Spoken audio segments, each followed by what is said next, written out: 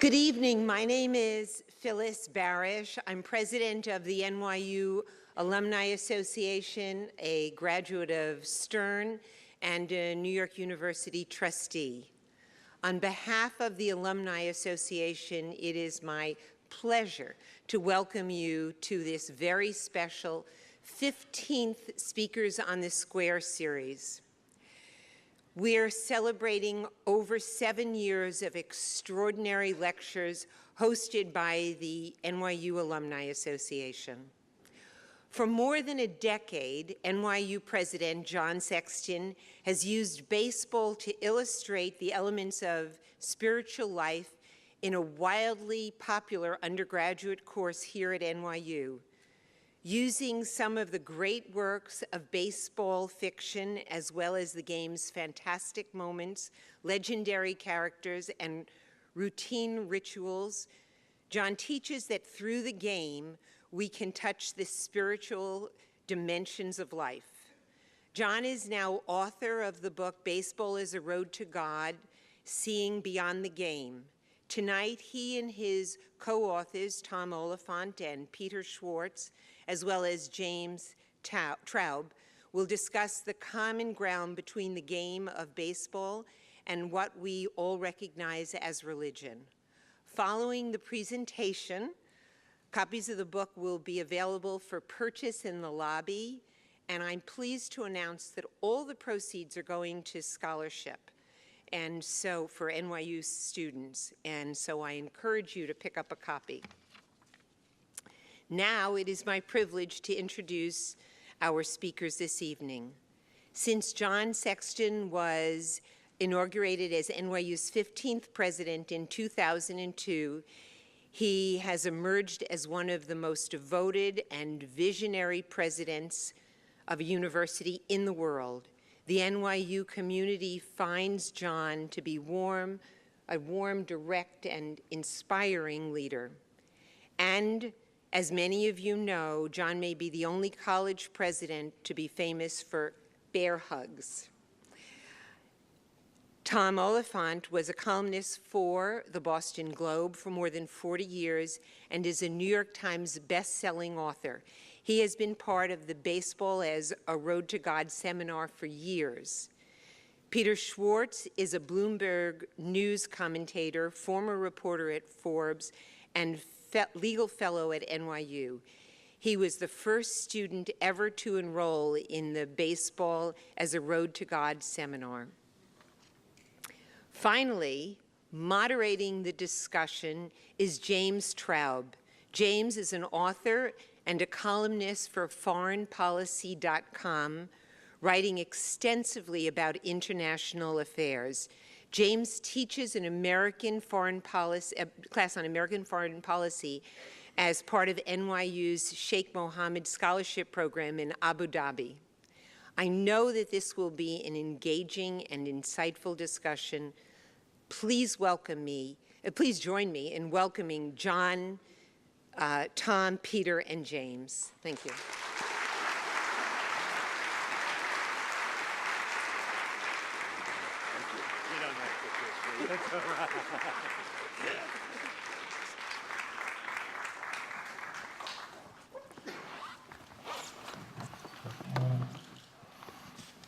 Well, good evening. I'm delighted to be here. So I'm just here in my moderatorial role, though I may occasionally also take an interventionist role. But I'd like to get right into the subject because we have just an hour, and you all know John Sexton. An hour is how much time he needs to clear his throat. So let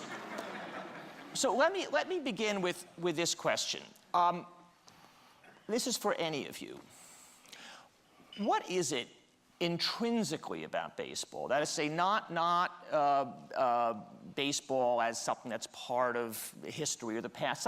What is it in the nature of the game of baseball, its rules, that gives it this extra dimension that, John, you talk about in the book, that all three of you talk about, that makes it different from other games such that we wouldn't say in the same way that football or hockey is a road to God? So what is it about baseball? John, you want to start with that?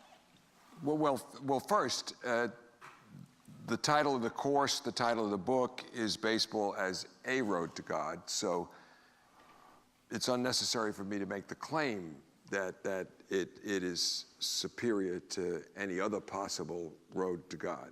And that's quite an important point, because when we begin to study religion, we start with the works of Messiah Eliade, and where he defines sacred and profane, and the basic definition is circular. The sacred is that which is not profane.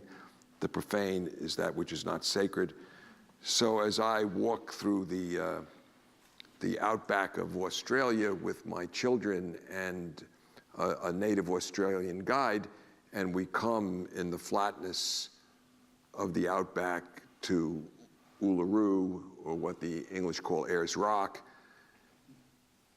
for him it is the place where the transcendent and this world channel. It is the most sacred place there is. For me, it's a beautiful natural phenomena.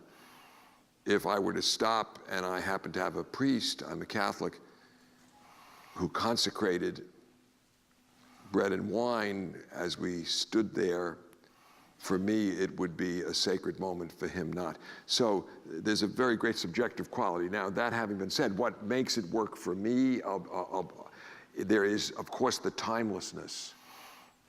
The fact that baseball theoretically could go on forever. A baseball game need not end. One of the books we read has a baseball game that goes on for 40 days and 40 nights, and of course ends in a flood.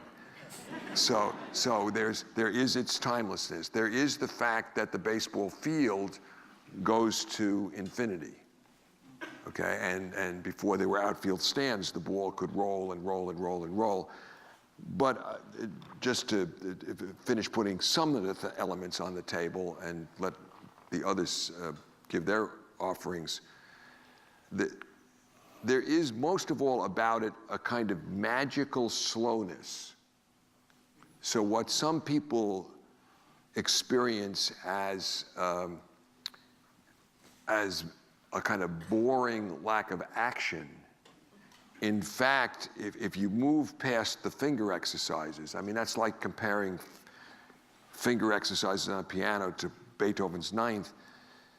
If you move past the finger exercises, it's precisely in the interstices that the active fan, the believer, finds all kinds of things going on. And then in the magic of the moment of action, the kind of kaleidoscope of movement, especially one of the things some of the readings counsel, and I try to teach the students to do. Last Sunday, we had our last class this week, and on Sunday last, as is our tradition, we went to a ball game. For some of the students, about a third of the class, was the first time they'd ever been to a ball game. In the morning, we played a softball game. Now, I have to say this, Jim, who has done the course with me, captained we call them the Celestials. The others would call them teaching assistants. And I captained the students. And although it is true that on ESPN Sunday night, what ran along the bottom of the line was the score, which is kind of the surface interest in a game. Which you might want to mention just in passing. The score was that the team you led scored 14 runs. And the team that John coached? Scored 3. And three was, by the way, ever so slightly generous on John's own part. But three was max. We were playing by Brooklyn rules, but in any case, notwithstanding that, the score, that kind of surface thing, was that. What ESPN showed for a minute, a full minute, this is at least in the ESPN of my mind, was the triple play that my team effected. On a ball that I hit. On a ball that Jim hit to center field. And I was the final out. And Peter was the final out. But what John's not telling you is that the center fielder was a former Major League Baseball player who's a freshman at NYU now, who he happened to select with his first overall pick. Yeah, and also, and that my vision is so bad, I didn't realize he was the one playing the center field when I hit it to center field. To put all this flotsam and jetsam beside, in the morning, it was interesting. Some of the students held a bat for the first time in their lives when they played in that softball game. And as the day went on, it was interesting because on the bus coming back from the stadium, they talked, and they really, doing it had taught them the intricacy of the game. And one of the things that we teach in the course is that when you really become deeply aware of the game, you don't watch the ball, but you watch the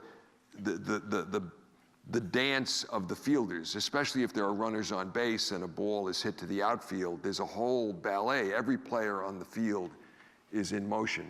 So this is a quality of kind of kaleidoscopic possibilities that teach you to notice the importance of the small, that a 2-1 count in the first inning with no one on base is different from a 3-2 count with 1 out in the 9th inning with the tying run on second, et cetera, et cetera. And these things occur in the interstices of the game. So it's the action is important, but the skills of contemplation and reflection that baseball, almost in a unique way, at least for some of us, can do, is what creates in it a very fitting vehicle for kind of breaking from the plane of the mundane into the plane of the sacred. And to pick up on one of John's early points about the timelessness of baseball, I think that this is key in terms of how it is different for those of us who experience it in the way that John described from other sports. Is, look, I come from the land up north where sticks and blades and hockey pucks are the closest thing to religion on a superficial level, not so much this experiential level we talk about in our book, that there can be. But what makes baseball different from hockey and basketball and football, in my mind, especially, is this timeless element that John mentioned. In our book, we discuss one of the many baseball games from the major leagues that we talk about in some depth is Game 7 of the World Series in 1991. And this is a game where Jack Morris of the Minnesota Twins pitched 10 innings of shutout baseball, and the Twins won 1-0. But it's one of those rare games, at least rare in October. It happens all the time during the regular season, but... Which again is the point about context. And advantage point and context is everything, which is why these moments that we discuss in the book, these moments of heightened awareness, and as John was saying, of breaking through for some people that experience baseball as a sacred element of life, happen in October, in September, when the games matter most. So we're in Game 7 of the World Series. It's Braves 3, Twins 3. Both teams, each game has been decided by the home team has won, most in extra innings. We're in Game 7 in the Metrodome, and it comes to the point where each pitch could decide the game. It could be a walk-off hit, which is what happened with Gene Larkin and the Twins, or it could be another inning and the Braves will come up, and you don't know whether that game is going to continue on or whether it's going to be over in an instant. And when you have the clock ticking down to 000, like in football and hockey and basketball, and in soccer they count upwards. I have no idea what goes on in that sport. But it doesn't have this element that I think baseball fans respond to in a very special way. So Tom, let me ask, can I put it to you a little bit differently though, which is, John and Peter have been talking about adult judgments of baseball, and you wrote your beautiful book about your feelings about baseball when you were a kid. So if you go back to then, and someone said to you who didn't know about baseball, what is it about baseball that is so important in your life? In a sentence or two, Jim, I think the critical distinction is that you don't have to slow baseball down to slow baseball down. I mean, you know, on some level, we could be talking about horseshoes, which is kind of slow, I'm told. But with baseball, it builds analysis, anticipation, thought into the game. So it is tailor-made for the kind of thinking. If you want to go slow, if you want to think, if you want to imagine. Baseball uniquely provides that intellectual opportunity as well as the fans, you know, what's he going to throw?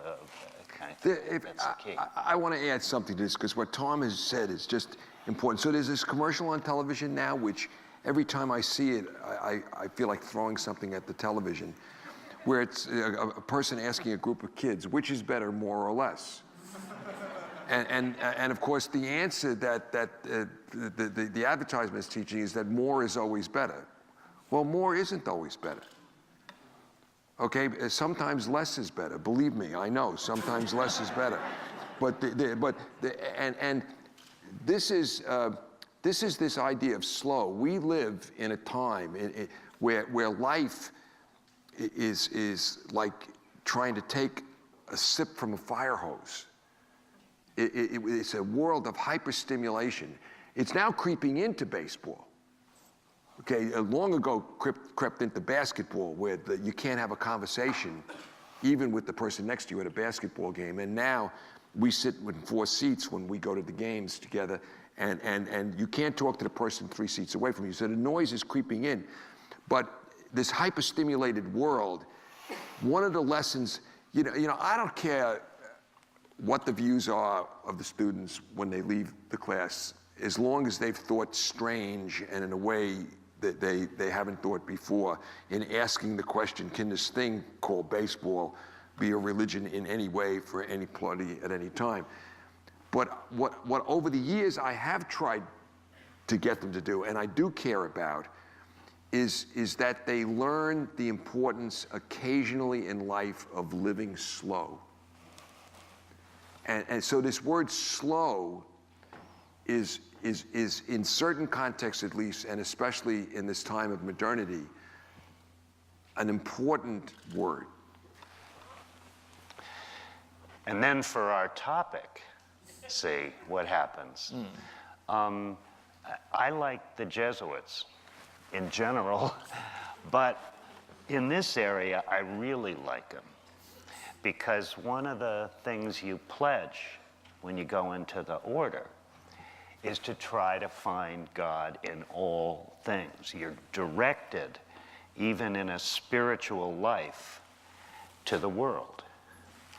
And part of the idea here that we've been kicking around for a couple of years now is that baseball isn't unique, that the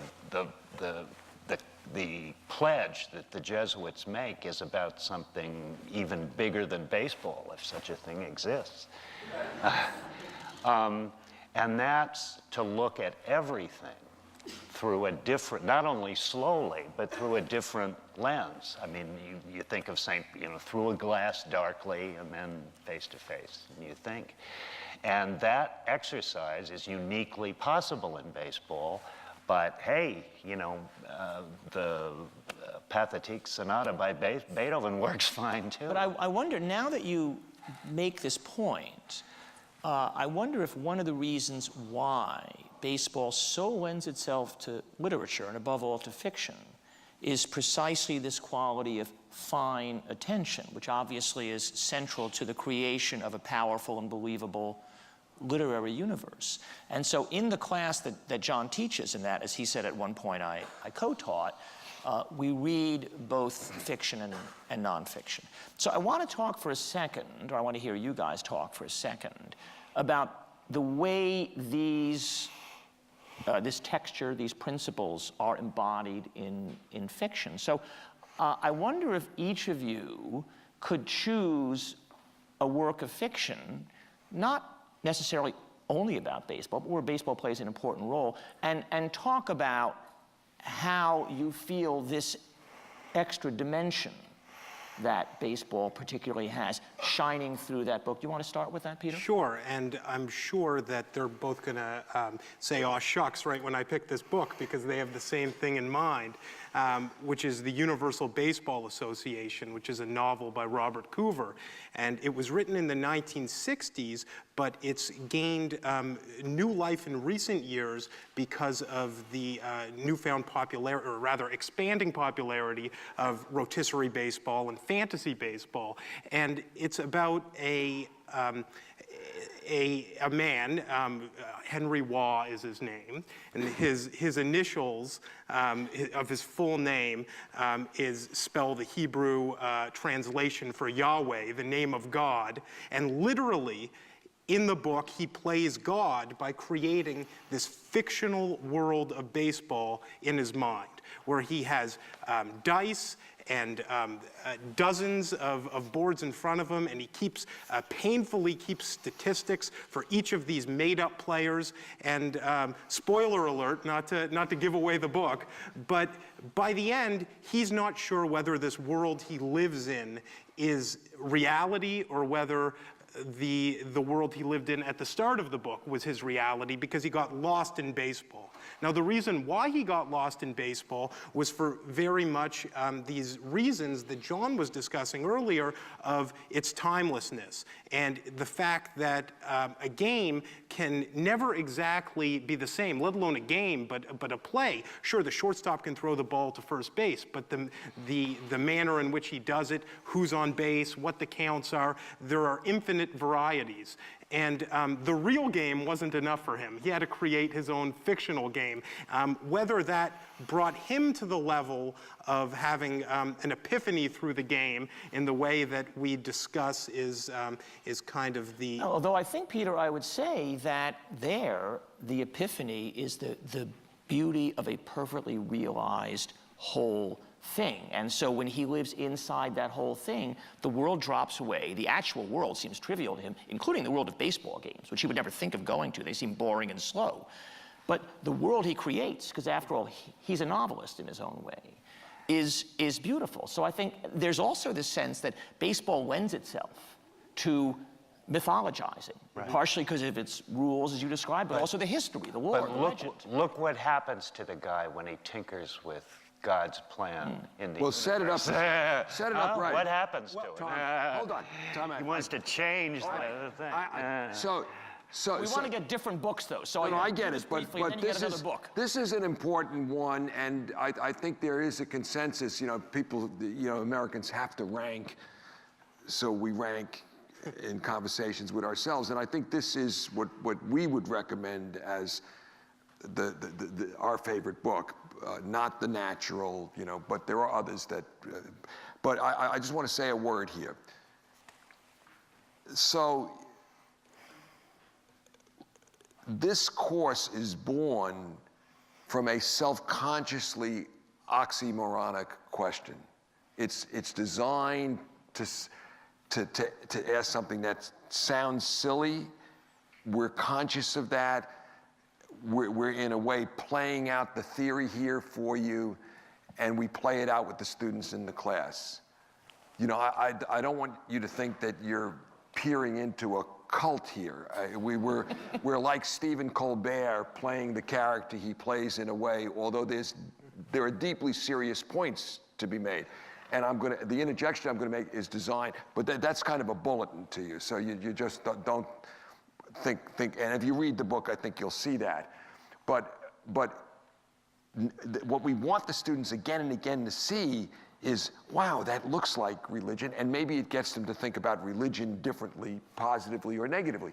So what happens in this unbelievably complicated game of dice that Henry Waugh has created is there comes a moment where he's brought from this chart to the almost never occurs chart. So he's got 3 dice and he's to the 3rd throw. So multiply out the possibilities. And he looks at the chart and his favorite player is Damon Rutherford. Damon Rutherford is at the plate.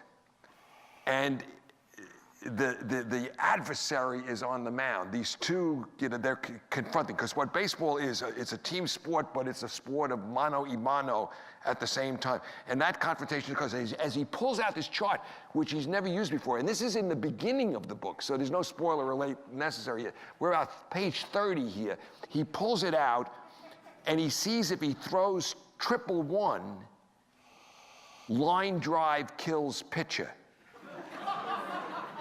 If he throws 666, beanball kills batter. This is his favorite player. And, of course, the Einsteinian, does God play dice with me? He throws the dice, and it comes up 666. His favorite player is killed. And the rest of the book is his working out the consequences until he comes to a mirror image moment. And this is what Tom evoked. I'm putting it in context for you, where the dice are thrown again, and he wants a particular result, and he manipulates the dice. And then the playing out of all of that.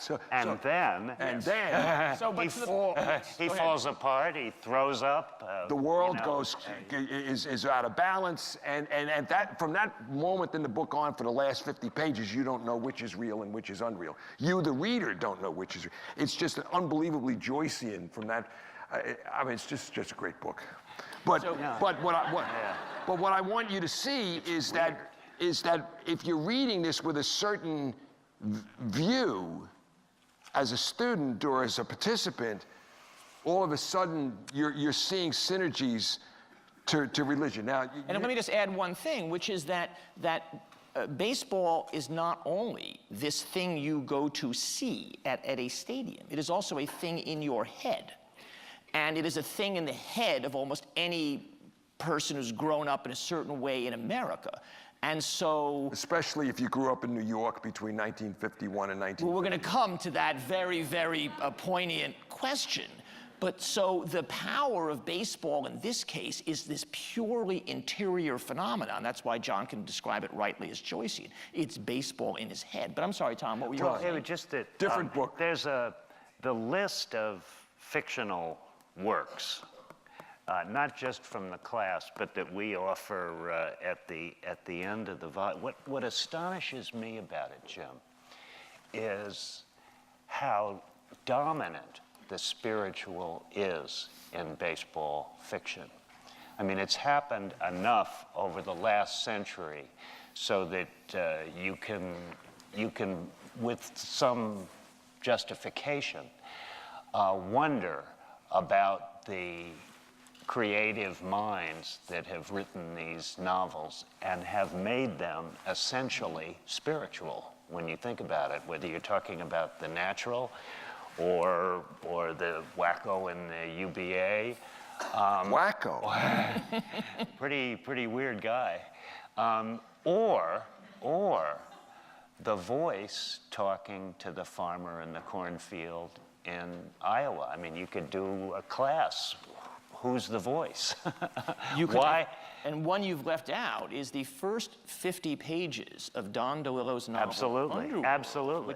which take place in a single moment of the famous game in 1951 when the Giants and the Dodgers play to see who will face the Yankees in the World Series. And it's 50 pages that, to go to John's point about how time stops in baseball, it's 50 pages that are almost a single moment. They almost feel like a single sentence. It's quite an extraordinary kind of... So the question, we used a lot of fiction in this thing, I think because it helped us get to the spiritual and understand that there was more than an analogy here.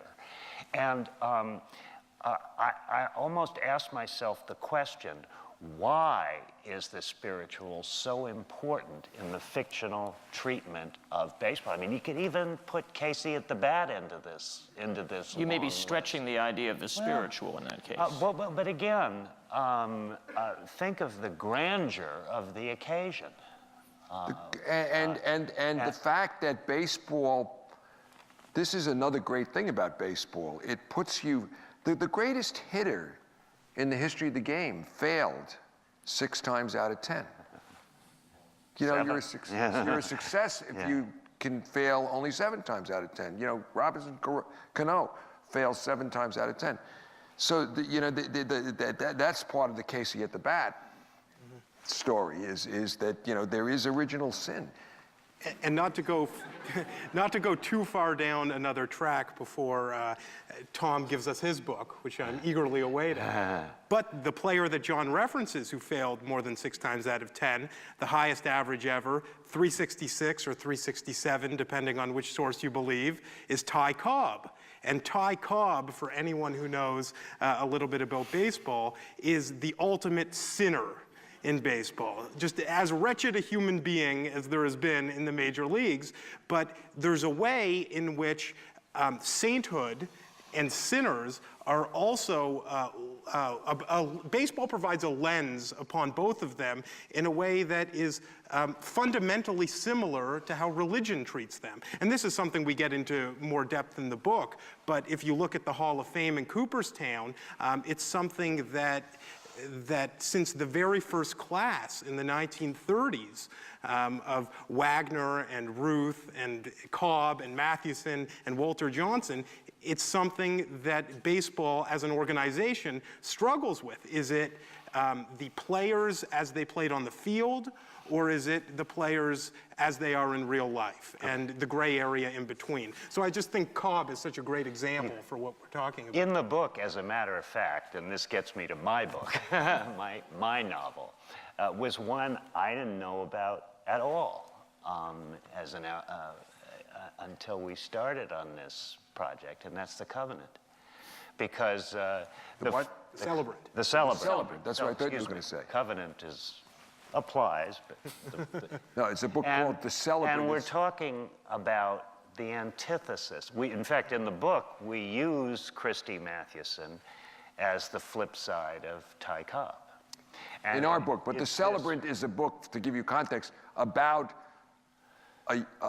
it's not clear who the celebrant is, whether it's the person that makes the ring for Mathewson to celebrate his first no-hitter, who goes on to be the person that makes World Series rings, or is it Mathewson?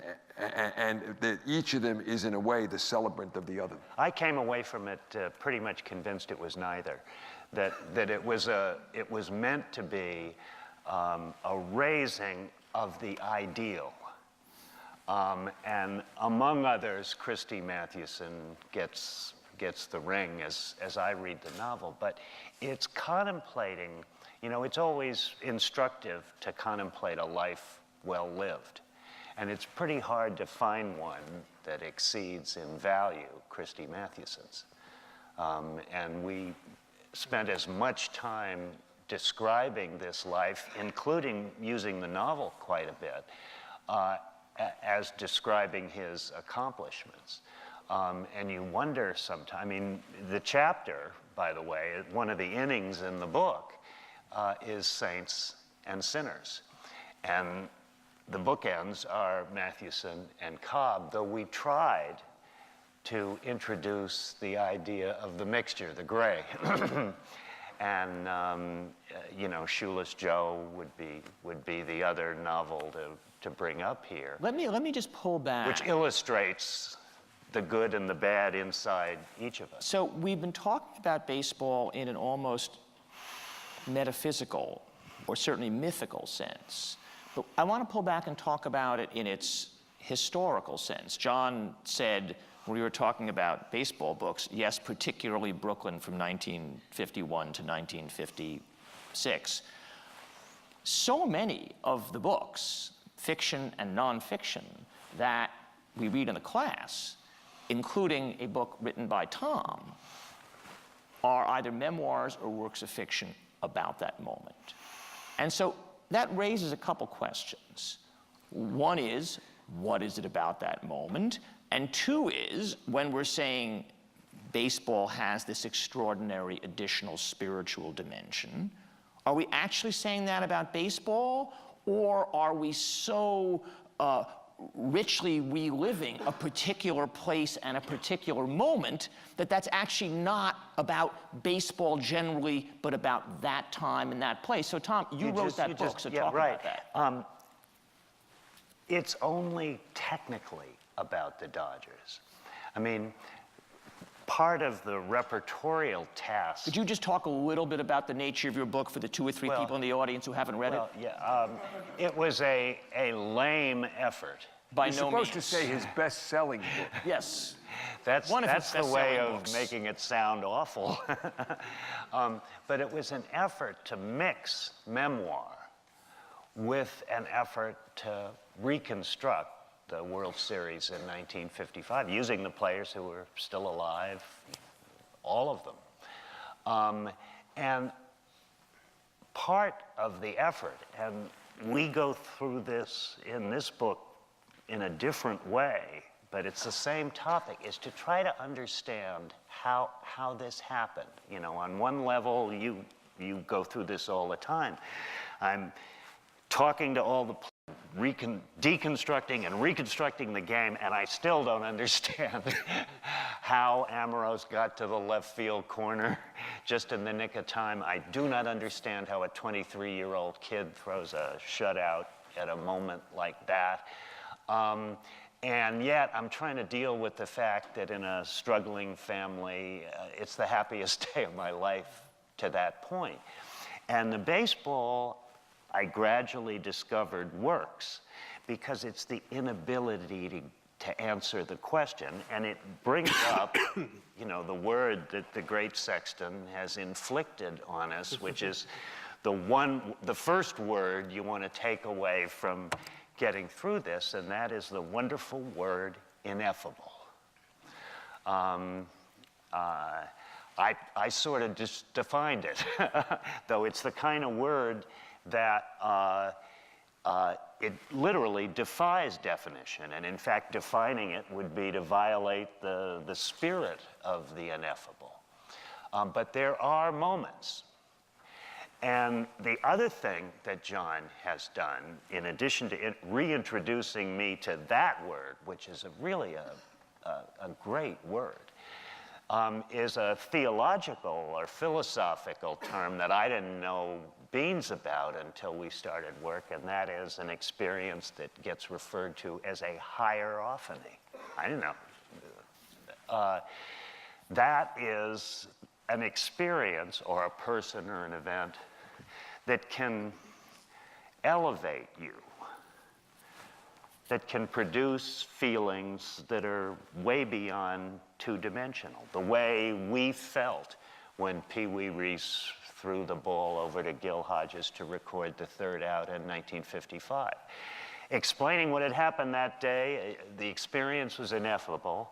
The way we felt at the moment the ball goes into Gil Hodges' glove at first base is as close to a hierophany as any philosopher I can think of could define. How am I doing? So here I tried to get, this is telling, I think I tried to pull Tom away from the metaphysical into the historical, and he insisted on plunging straight back into the metaphysical. That's right. So John, if we take up the challenge of the historical, that time and place, what is it about the time and place? So first, you would not impose upon a Buddhist the obligation of showing the religious capacity of Islam or of Christianity or Judaism or Taoism.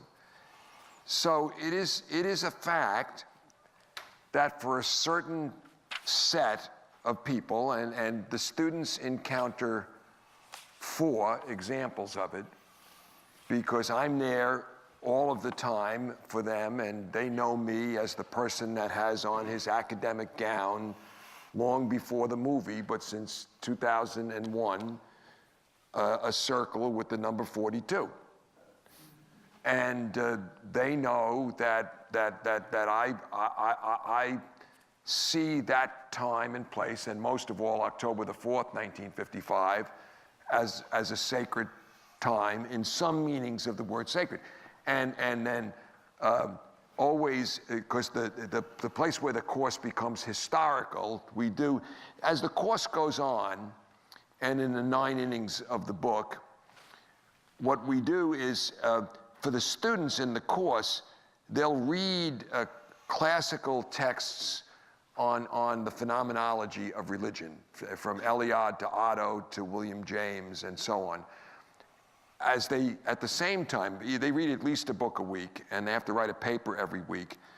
And at the same time, they'll be reading baseball novels in the beginning. So they'll read Mircea Eliade's book for the first class called The Sacred and Profane, at the same time that they'll read William Kinsella's Iowa Baseball Confederacy, and the assignment in the paper is connect these two books.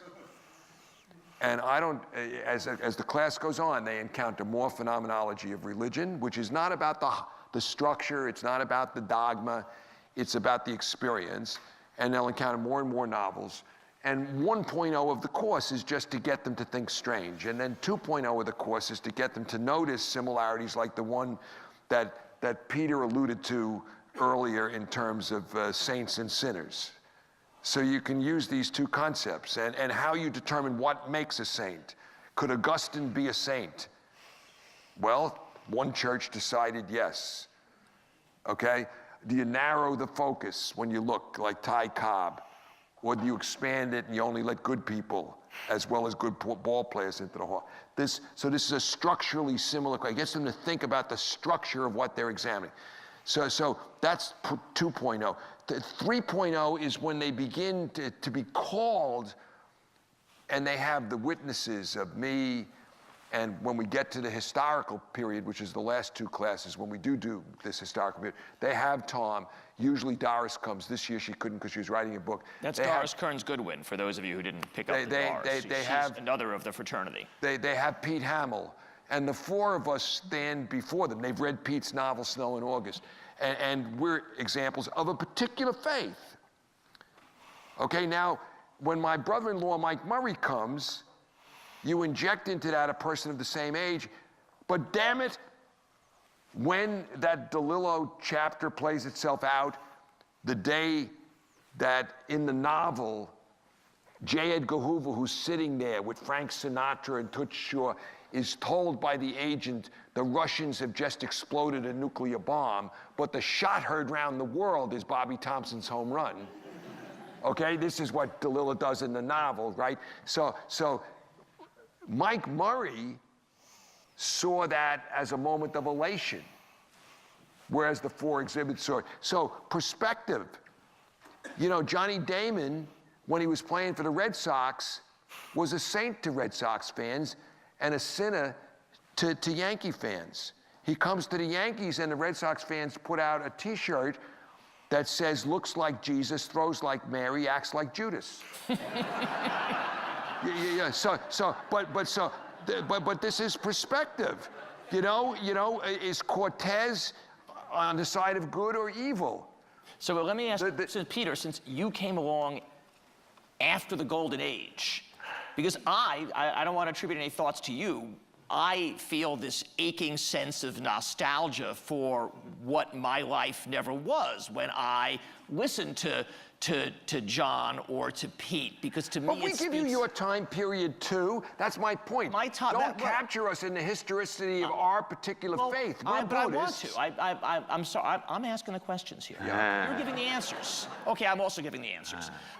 So since you are not part of that Golden Age moment, do you have a sense that there was a Golden Age and alas you missed it? Or in fact, taking John's point, is it rather all moments are the same moment, you just have to choose to inhabit them? Well, the first thing I have to do is clear the air here, because each of you know, deep within your soul, that the golden age of baseball was played in Exhibition Stadium in Toronto in the late 1980s.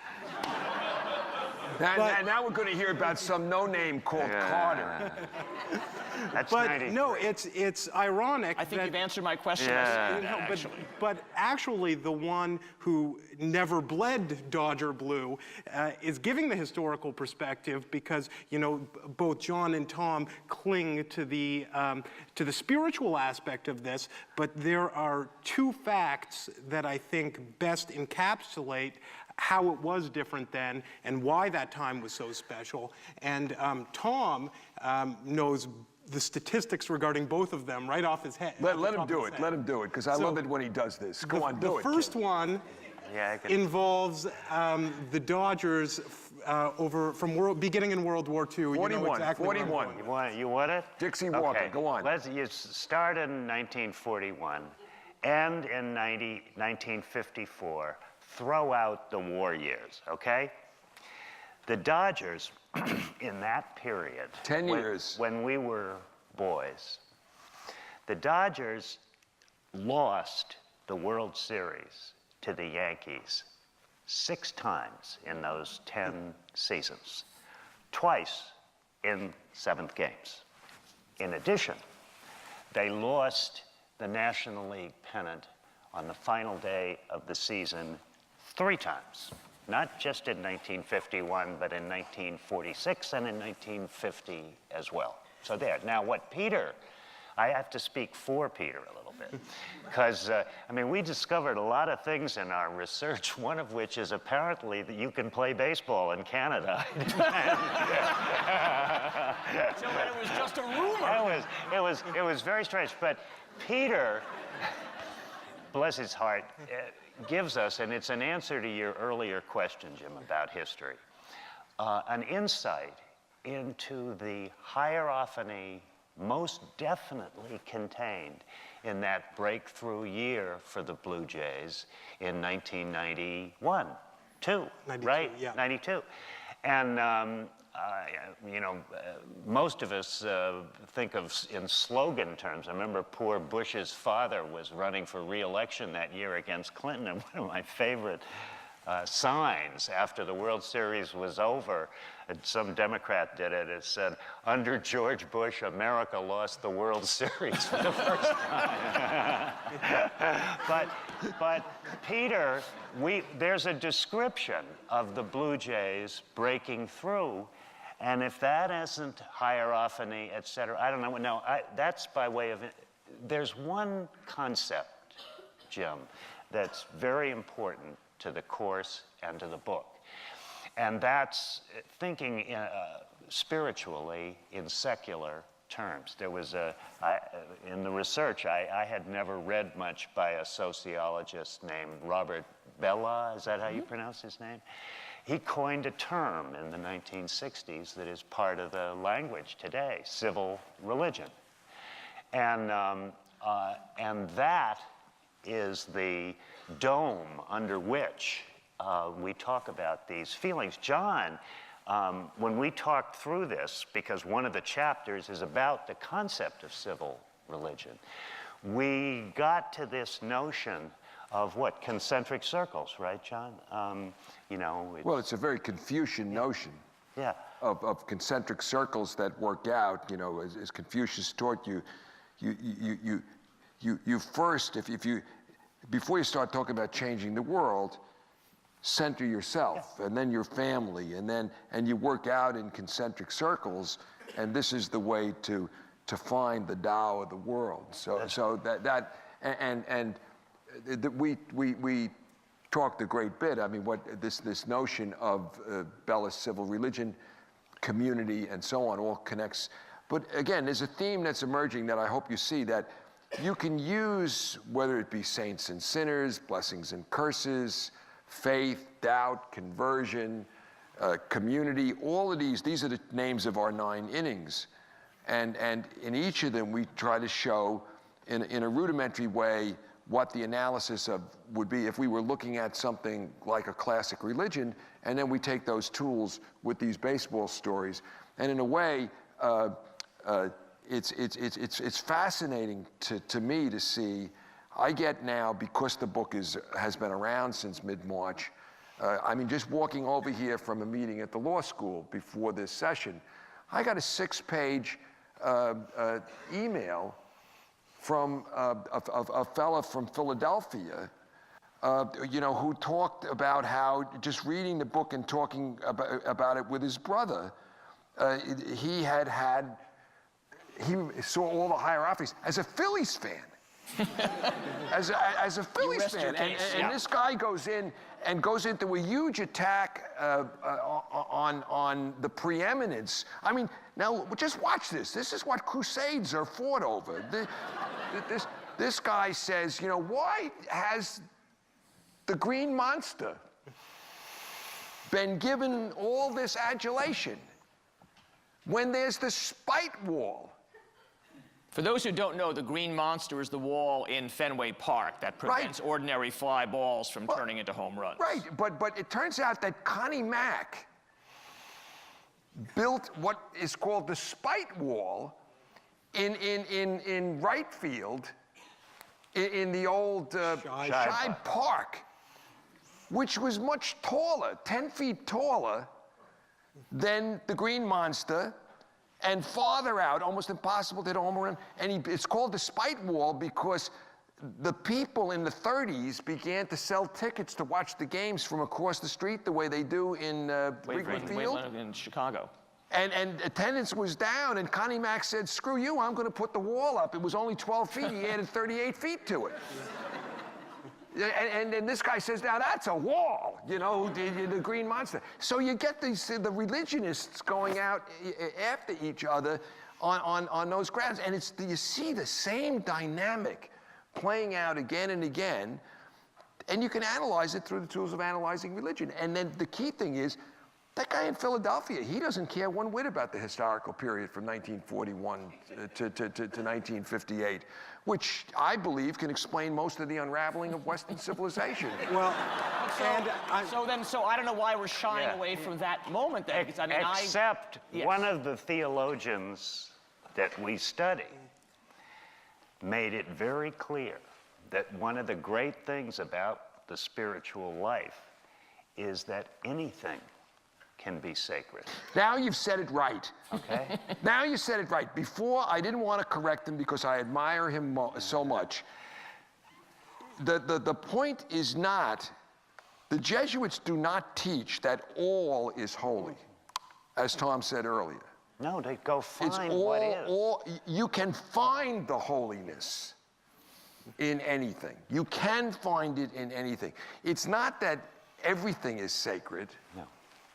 So what's the variable? The variable is what the individual brings to the search. And that's why, believe it or not, they not only could play baseball in Canada, but they could get all they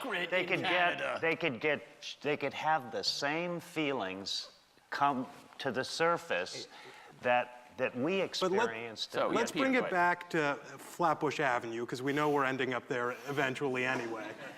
And I want to get to statistics. First of all, it's Bedford, but okay, go on.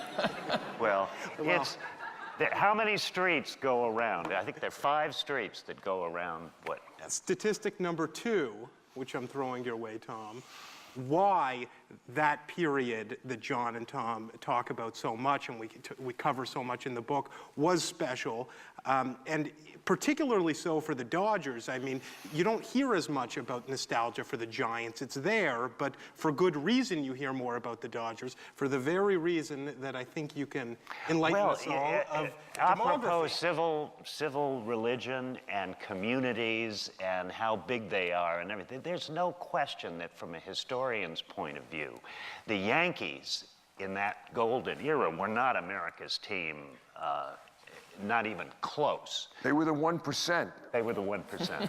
It was the Dodgers. The pinstripes. On the, no matter how you do it, by media, well, whatever. But behind all of that is Brooklyn, which, the more you study it, the more fascinating it becomes. When doing my research, I'd rent a car and drive into Williamsburg from LaGuardia. And you go over this little bridge, and about halfway across, there's a sign, I think it's still there. It says, "Welcome to Brooklyn, believe the hype." Another bridge has a sign that says, "Welcome to Brooklyn, oy vey." Oy vey. True story. God bless them all. Now, yes. Here's what the demographers say. There's a guy at Yale who is the dean of the discipline. Something, at least 1 in 5, maybe more, Americans either lived there or has an ancestor or a relative who did. There's, by the way, a book called Brooklyn is America that was written in 1950. By that standard, it would be the largest diaspora in the history of the world, to put it in Brooklyn rhetoric.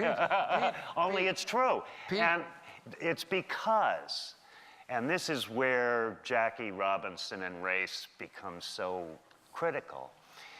In American history, Brooklyn is that rare, almost unique place that was, on the one hand, a destination. People came here from, but it was also a gateway. You know, the most important bridge built was not the Brooklyn Bridge, it was Williamsburg, because of the subway tracks. That's how people got out of the Lower East Side off into the first apartment they had with running water. And so when you see community and history and demography, you get a sense of the raw ingredients for these emotions that include the spiritual. What were you going to say, John? Well, I'll take it to a slightly different place from where I was going to go. So we do a chapter on blessings and curses. And it's one of my favorite chapters. My absolute favorite chapter is the chapter on doubt. But the blessings and cursing chapter starts off, there are three great curses we talk about. And we analyze the way the communities responded to these three curses. Now we define blessing in a very, very specific sense. Jim did a great article. It was a cover piece on New York Times Magazine, for which he writes frequently, on Mariana Rivera. I think it was July 4th, about 3 or 4 years ago. And, you know, I remember when Mariana Rivera got his record-breaking save, career save, and he talked about being blessed. Well, we're not talking about that. There were see, we have to narrow the focus. So we define blessing as the ecstatic release, literally in the Greek ecstasy, the ecstatic release from deep accursedness.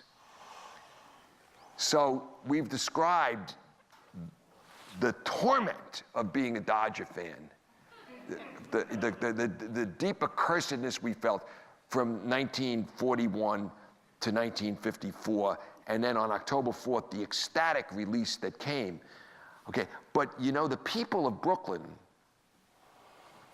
they came to call their team affectionately the Bums.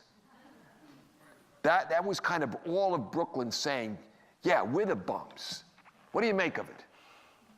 What do you make of it? Pinstripes, we're the Bums. But we never lost our love, and we never lost our hope, right? The response to the accursedness was wait till next year. Now, meanwhile, the curse of the Bambino. First of all, they only made it up 60 years into the curse. When Shaughnessy wrote the piece, right in 86. Nobody had talked about the curse of the Bambino. And then all of it was whining. You know, they responded. Now, this is a Yankee fan's point of view. And I know, drop a footnote, why I'm a Yankee fan, read the chapter on conversion. But in any case. And it's worth talking about that the Red Sox have possibly spawned the second most precious body of baseball literature after the Dodgers. Could be. There is no second. But in any case, the Blue Jays are second. They respond with despair. One of the 7 cardinal sins, despair. You know, such that when finally, in 2004, they win, it doesn't sate them at all. When October 4th, 55 came, it was set for all eternity. By the way, the Brooklyn Dodgers will never win the World Series again, and we're very happy about that. Despair. Meanwhile, the Cubs, who've suffered much longer than the Red Sox. You know, you could talk, how do they, it's a curse. They respond the way a place that calls itself the Second City should respond, resignation. So there's this we found this great T-shirt, which actually was created, I found out, because I went all through Chicago with my daughter looking for this T-shirt, and nobody was selling it. And then we're going to Wrigley Field for a game, And Katie says to me, we're coming off Right outside. the loop, and Katie says, Dad, there's someone wearing the T-shirt. And I runs up, and it's an NYU graduate. He and 24 of his friends had created and manufactured this T-shirt which says, anybody can have a bad century. And then we're walking into Wrigley Field, and we see a better one the guy is selling. What did Jesus say to the Cubs as he ascended into heaven? Don't do anything till I get back. and then the last curse we talk about, interestingly enough, given this email I got from this guy, is the Phillies, who suffered, forever, right? A century. Almost 100 years. Yeah. 1883, the team started. 1980. 1980, they won the World Series. And they never used the word curse. They didn't feel cursed. They just said we have lousy baseball Actually, you teams. can keep. Maybe it's because Boston's a university town. They thought in terms of Greek tragedy. No, but you bring it up. I think of all the experiences we had researching and thinking and writing and rewriting, the discovery from different perspectives of our antipathy toward Red Sox Nation, and I say that as an occasional fan of the Red Sox. And as someone who spent his career writing for the hometown newspaper of the Red Sox. It's called selling out. Maybe it's called conversion. Anyway. The elements struck us upon examination as really ugly. Whining, scapegoating, plus there's a Killing lot their of, young in 2011. Right, and there's a lot of evil in the history, particularly where race is concerned. The other thing we discovered, which got us where we didn't expect to go, is I think we approached the project with very different attitudes toward the concept of doubt than we ended up with. I think doubt still, unfortunately, has a connotation of bad. And by the time we were done, we had changed our thinking or created our thinking in very significant ways. In some hierarchies, doubt is seen as a sin. It's frowned upon in some athletic circles. And we discovered that it's at the core of faith. And re-examining from a standpoint of doubt what you thought you knew or felt is the essence, for example, of the scientific method. But it's also the essence of religion viewed a certain way. Now, it's when religions lapse, and I'll kind of tie this back to this word ineffable. So, I worried about writing this book. And I wouldn't have written it without these two folks, and I think we're getting close to the end, so I should say this.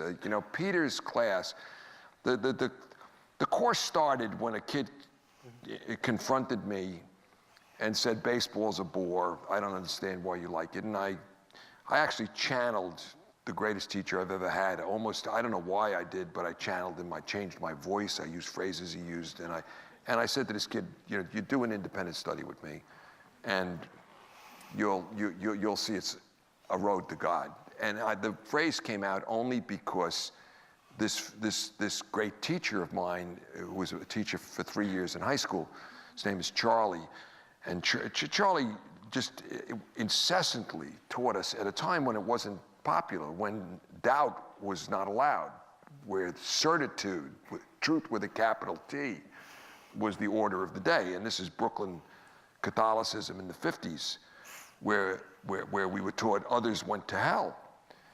And that's pretty serious certitude. And Charlie taught us to think strange, to think differently, to always try to find the unusual. That was a good word. So when Peter came along, because the next year he was first in line in about 50 kids outside my office to do this directed research. They all wanted me to do direct because they had heard about it from the year before. And that's when we formed the course. And the course, we had so much fun at it that they asked me if they could keep meeting during the summer. And we met all summer long, once a week, just as if it were the semester. They didn't get any credit for it. And they pushed me they said, you got to put these stories in a book. And I didn't like that idea. I've never been a fan of autobiographies or things of that sort. So what happened was, when about 7 years later, Jim and I were teaching the class together. He taught with me for 3 years, right?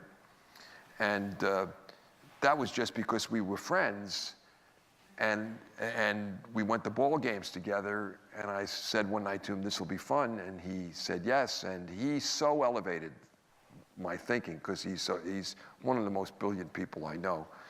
And he took a I don't like the authors that John was peddling in the class. Yeah, so he brought an angle. Kinsella stuff. He brought an angle into the course that was wonderful.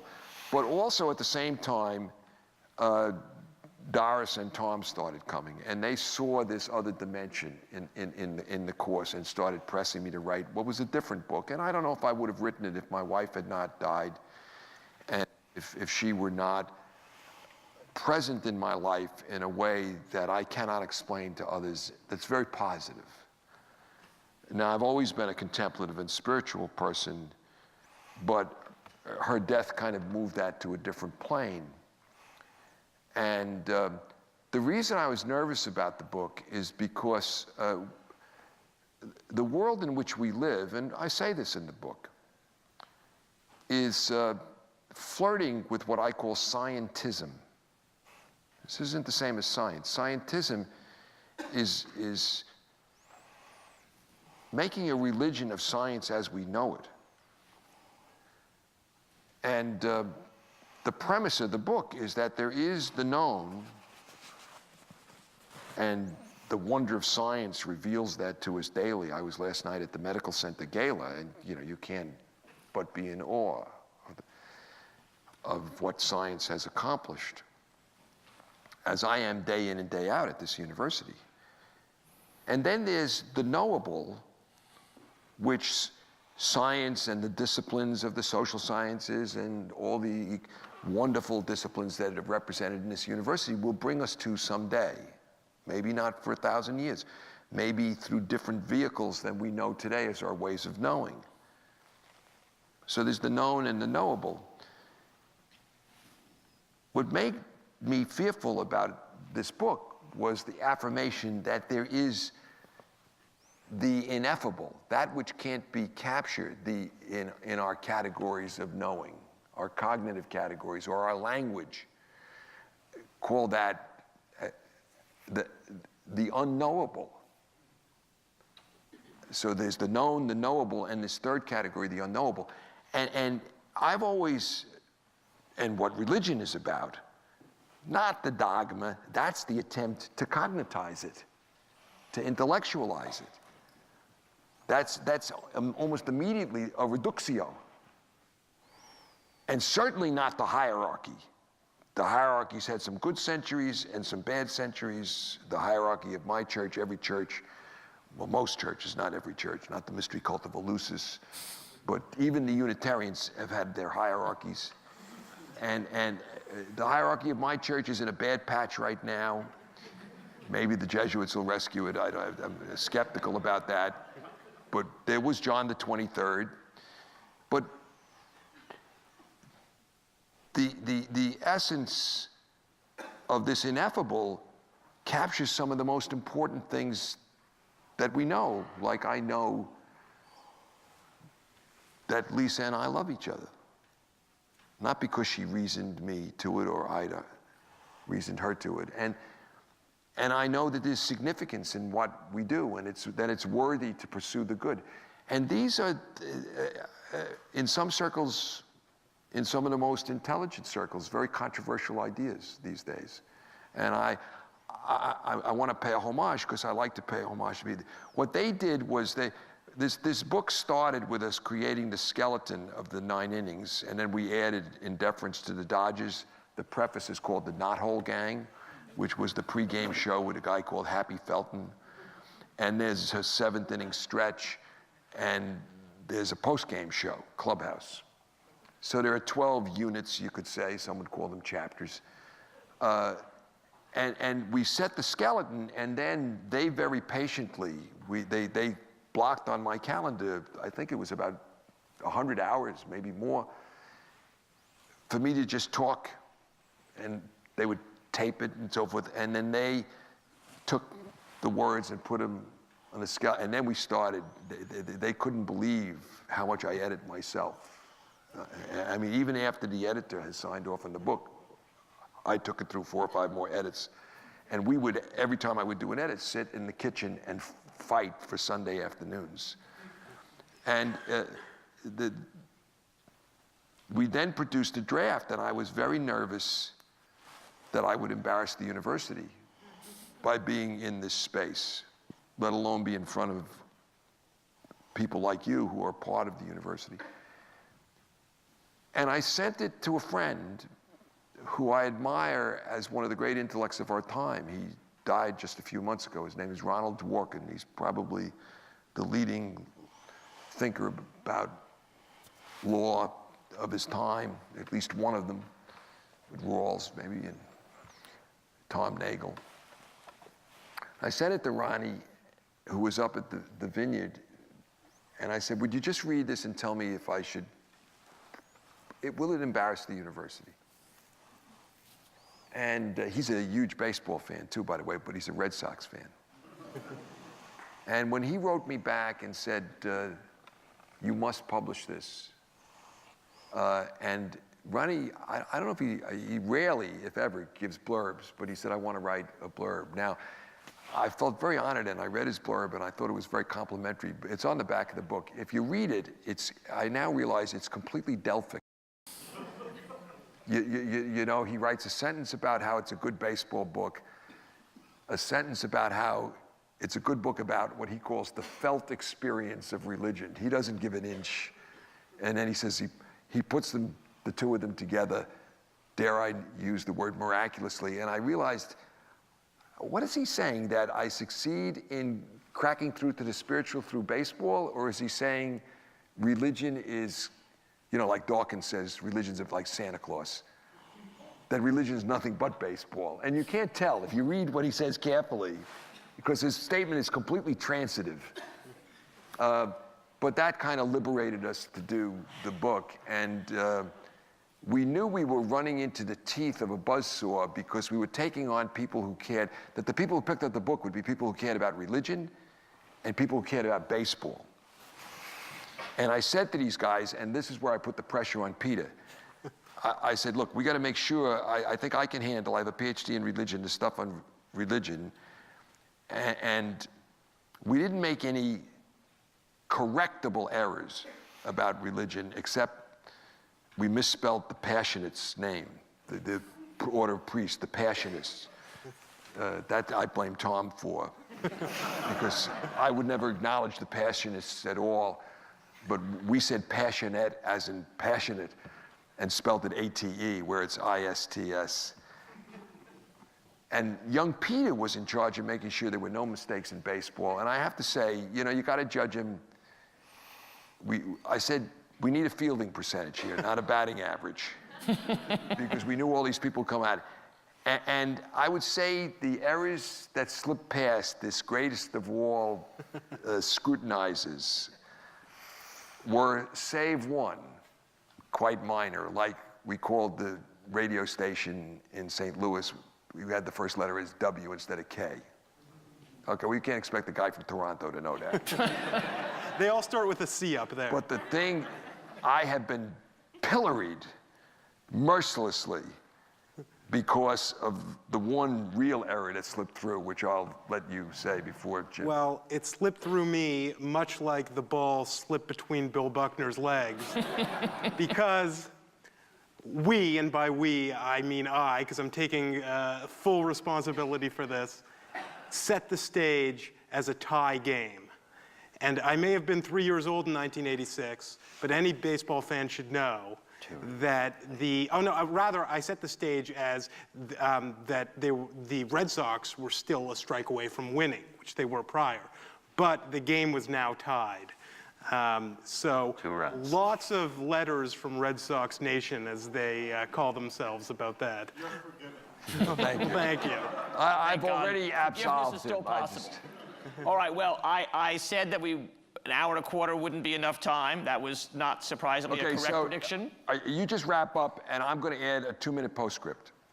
Well, in that case, we don't have time for me to wrap up, so John, go right to your 2-minute postscript. Okay, so with your permission, because this whole group came together, actually, when I told a story with which we opened the book at a dinner party for about 12 people at which Tom was present, and he took me aside afterwards and said, "That's a great story. I'm writing a book," which his book is called, by the way, Praying for Gil Hodges. I'm writing a book about October 4th. Can I use the story in the book? And that set off a kind of chain reaction, which in some ways we wouldn't be here for it. So I want to close by telling that story, if it's okay. Is that all right? Mm-hmm. Okay. You have the stage. Yeah. Indeed, you have the university. So this is just a gift to you on whom this university's reputation is built, because I did my doctoral dissertation on Charles Eliot, who was the formative president of Harvard from 1869 to 1909. And he said the secret to a great university is you admit talented students, graduate them, and claim credit for their achievements. So I want to thank all of you that are alumni, because this is an alumni event, for allowing us to claim credit for your achievements.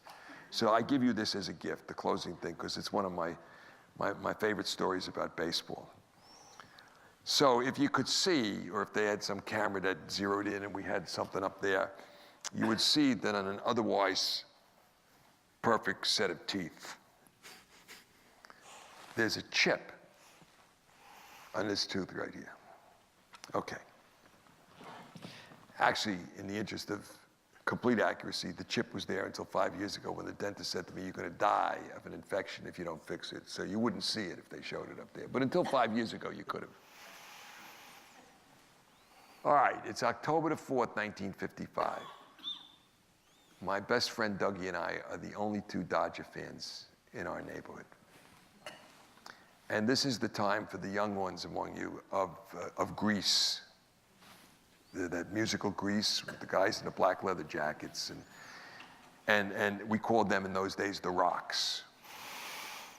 And they were the neighborhood toughs, and they were all Yankee fans. And they were a good bit older. There's several that had been left back several grades.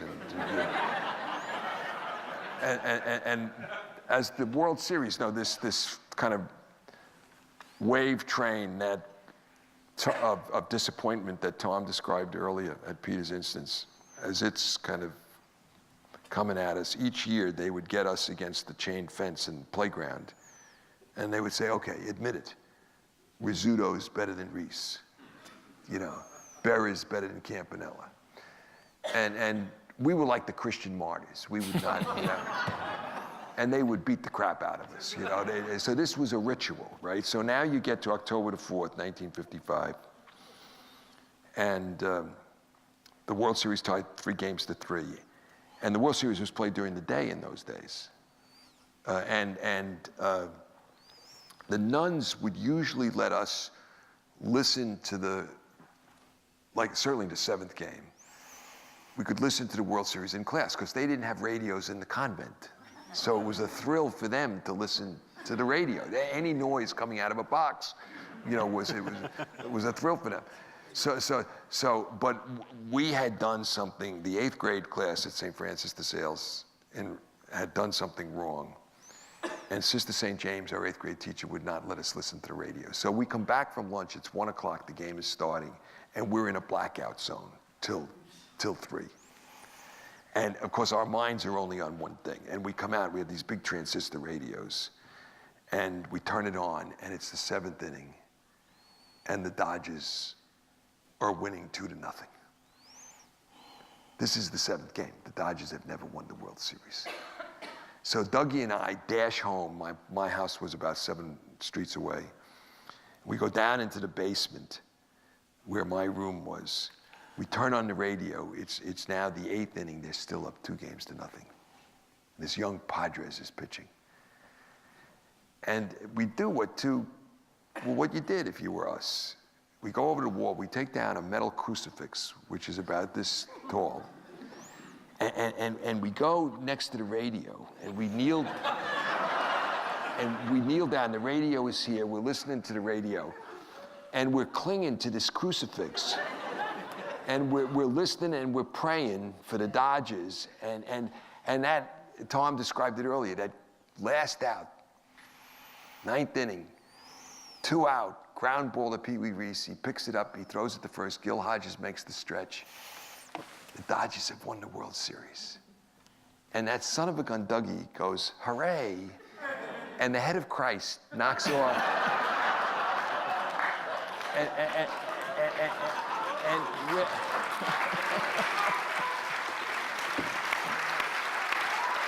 Thank you all.